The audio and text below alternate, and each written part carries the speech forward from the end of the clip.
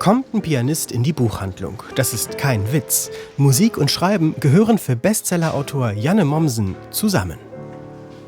Und wenn ich einen Roman schreibe, dann spiele ich den erstmal auf dem Klavier eigentlich.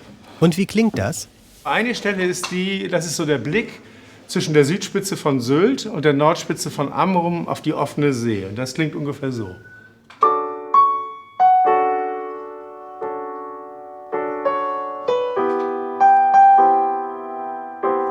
Das Licht in den Wellen heißt sein neuer Roman. Darin wandert eine Frau Ende der 40er Jahre von Föhr nach New York aus. Eine transatlantische Geschichte, geschrieben in Barmbek Süd. Hier lebt Janne Mommsen. Jahrelang hat er über die Beziehung zwischen Föhr und New York recherchiert. Angefangen habe es mit einem Drink. Wer Föhr sagt, muss auch New York sagen, stellte ich irgendwann fest.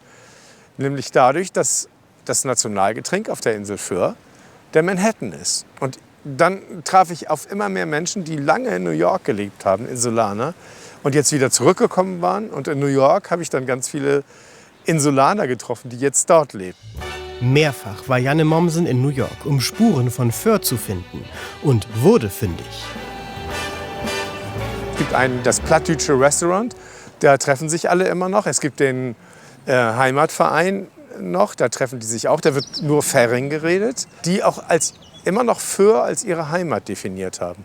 Also mir haben zum Beispiel einige Ältere gesagt, dass sie ihr Leben lang auf Long Island gelebt haben, aber in Niblum auf Föhr beerdigt werden möchten.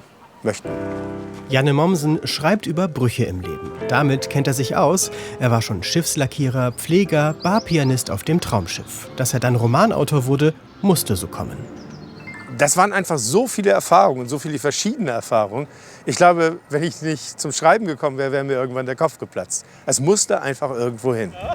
Sein neuer Roman, hochunterhaltsam, Herzschmerz, humorvoll. Bei der Buchpremiere spielt er passend zu den Spielorten New York, New York und Dat du min liebsten bist.